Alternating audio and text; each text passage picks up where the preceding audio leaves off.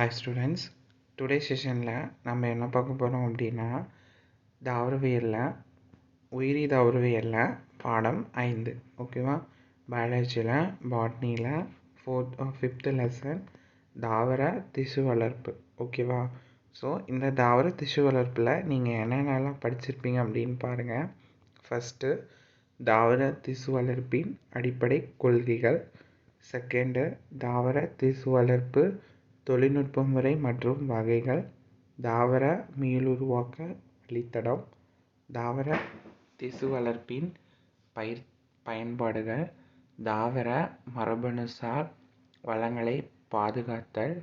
அறிவுசார் சொத்துரிமை. உயிரி தொழில்நுட்பவியலின் எதிர்காலம். இதெல்லாம் கவர் ஆகக்கூடிய இந்த தாவர திசு வளர்ப்பு லெசனுக்கான book back 1 mark question and answers தான் இப்போ நம்ம டிஸ்கஷன் பண்ண போகிறோம். ஸோ அதில் பாருங்கள், ஃபஸ்ட்டு கொஸ்டின் உங்களுக்கு என்ன கொடுத்துருக்காங்க அப்படின்ட்டு.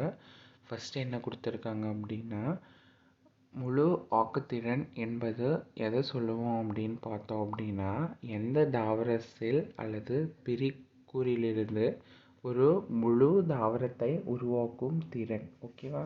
அதை தான் நம்ம என்ன சொல்லுவோம் அப்படின்னா முழு ஆக்குத்திறன் அப்படின்னு சொல்லுவோம்.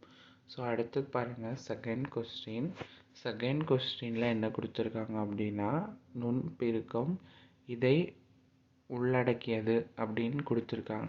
எதெல்லாம் உள்ளடக்கியிருக்கோம் அப்படின்னு பாருங்கள். ஃபஸ்ட்டு ஒன்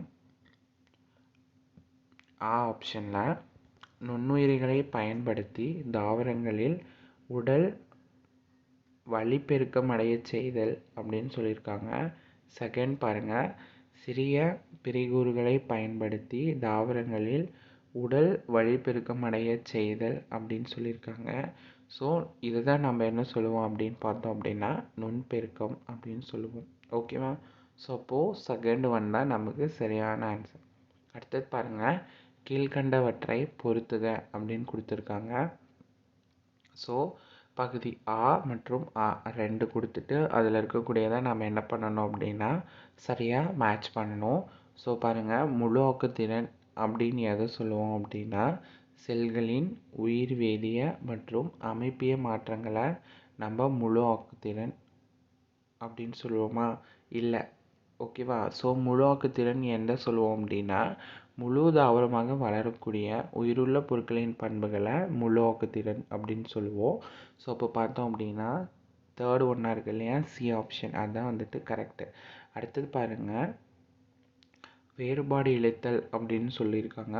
வேறுபாடு இழைத்தல் அப்படின்னு எதை சொல்லுவோம் அப்படின்னா, முதிர்ந்த செல் மீண்டும் ஆக்குத்திசுவாக மாறுதலை தான் நம்ம என்ன சொல்லுவோம் அப்படின்னா வேறுபாடு இழைத்தல் அப்படின்னு சொல்லுவோம். அடுத்தது பாருங்கள், பிரிகூறுன்னு எதை சொல்லுவோம் அப்படின்னா, வளர்ப்பு ஊடகத்திற்கு தேர்ந்தெடுத்த தாவர திசுவை மாற்றுதல், அதை தான் என்ன சொல்லுவோம் அப்படின்னா பிரிகூறு அப்படின்னு சொல்லுவோம்.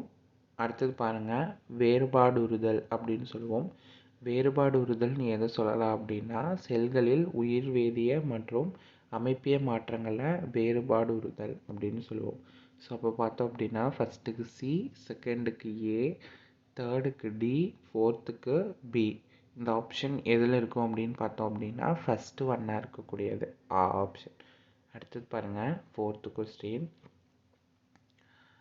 தன்னழுத்த கலனை பயன்படுத்தி நுண்ணுயிர் நீக்கம் செய்வதற்கு டேஸ் நிமிடங்கள் மற்றும் டேஸ் வெப்பநிலையில் மேற்கொள்ளப்படுகிறதுன்னு கேட்டிருக்காங்க.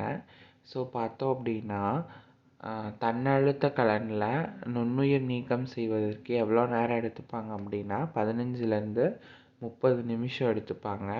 அதே மாதிரி வெப்பநிலை எப்படி இருக்கும் அப்படின்னு பார்த்தோம் அப்படின்னா 121 டிகிரி செல்சியஸாக இருக்கும். 121 டிகிரி செல்சியஸ் வெப்பநிலை அங்கே எடுத்துப்பாங்க. ஸோ அப்போ பார்த்தோம் அப்படின்னா உங்களுக்கு செகண்ட் ஆப்ஷன். அடுத்தது பாருங்கள், ஃபிஃப்த்து கொஸ்டின், பின்வருவனவற்றில் சரியான கூற்று எது அப்படின்னு கேட்டிருக்காங்க. ஸோ பார்க்கலாம் வாங்க.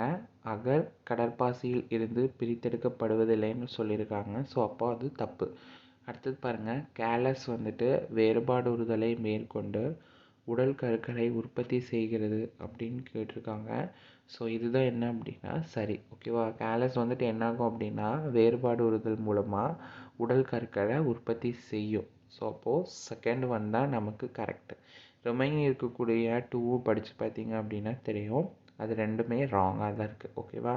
வளர்ப்பு ஊடகத்தின் pH வந்துட்டு 5.0லேருந்து 6.0 வரைக்கும் இருக்கும் அப்படின்னு சொல்லியிருக்காங்க. இது தப்பு. ஓகேவா? ஸோ அதே மாதிரி பாருங்கள், தேர்டு ஒன்றும் மெர்க்குரி புரோமேட்டை பயன்படுத்தி பிரிகூறுகளே புறப்பரப்பு நுண்ணுயிர் நீக்கம் செய்யப்படுகிறது அப்படின்னு சொல்லியிருக்காங்க. ஸோ இதுவும் என்ன அப்படின்னா ராங் தான். ஸோ அப்போ பார்த்தோம் அப்படின்னா சரியான கூற்று எது அப்படின்னா கேலஸ் வேறுபாடுறுதலை மேற்கொண்டு உடல் கருக்களை உற்பத்தி செய்கிறது. அதுதான் வந்துட்டு நமக்கு கரெக்ட். 6th கொஸ்டின் பாருங்கள், பின்வரும் கூற்றிலிருந்து தவறான கூற்றை தேர்ந்தெடுக்கவும் அப்படின்னு சொல்லியிருக்காங்க. ஸோ இதில் எது தவறான கூற்று அப்படின்னு பார்க்குறோம்.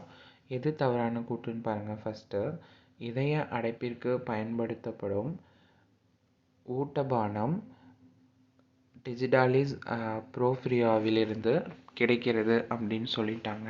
ஸோ இது என்ன அப்படின்னா கரெக்டு. அடுத்தது பார்த்தோம் அப்படின்னா அடுத்தது என்ன இருக்குதுன்னு பாருங்கள். மூட்டு வலியை குணப்படுத்த பயன்படும் மருந்து கேப்சிகம் அணுவத்திலிருந்து பிரித்தெடுக்கப்படுகிறது அப்படின்னு சொல்லியிருக்காங்க. இது என்ன அப்படின்னா தப்பு. ஓகேவா? ஸோ அடுத்தது பாருங்கள், மலேரியா எதிர்ப்பு மருந்து சிக்கோனா அபிசினாலில் தாவரத்திலிருந்து பிரித்தெடுக்கப்படுகிறது. புற்றுநோய் எதிர்ப்பு பண்பானது கேதராந்தஸ் ரெசியாசிஸ் தாவரத்தில் காணப்படவில்லை அப்படின்னு சொல்லிட்டாங்க. ஸோ இதில் எது ராங் அப்படின்னு பார்த்தோம் அப்படின்னா மூட்டு வலியை குணப்படுத்த பயன்படும் மருந்தான காசிப்பம் அனுமத்திலிருந்து பிரித்தெடுக்கப்படுகிறதுங்கிறது தான் ரொம்ப தப்பான ஒன்று. அடுத்தது பாருங்கள், 7th கொஸ்டின், வைரஸ் அற்ற தாவரங்கள் டேஸில் இருந்து உருவாக்கப்படுகின்றன அப்படின்னு கேட்டிருக்காங்க. வைரஸ் அற்ற தாவரங்கள் ஆக்கத்திசு வளர்ப்புலேருந்து தான் என்ன பண்ணுவாங்க அப்படின்னா உருவாக்குவாங்க. ஓகேவா? ஸோ அப்போது செகண்ட் ஆப்ஷன். அடுத்தது பாருங்கள், 8th கொஸ்டின், பெருமளவில் உயிரி நேர்மை இழப்பை தடுப்பது எதுன்னு சொல்லுவோம் அப்படின்னா உயிரி பாதுகாப்பு அப்படின்னு சொல்லுவோம். ஓகேவா? அடுத்தது பாருங்கள், 9th கொஸ்டின், உறைகுளிர் பாதுகாப்பு என்பது தாவர செல்கள் திசுக்கள் மற்றும் உறுப்புகளை பாதுகாக்கும் செயல்முறைகளுக்கு என்ன பண்ணலாம் அப்படின்னா திரவ நைட்ரஜனை பயன்படுத்தி மிக குறைந்த வெப்பநிலையான -196 டிகிரி செல்சியஸுக்கு உட்படுத்துவது. ஓகேவா?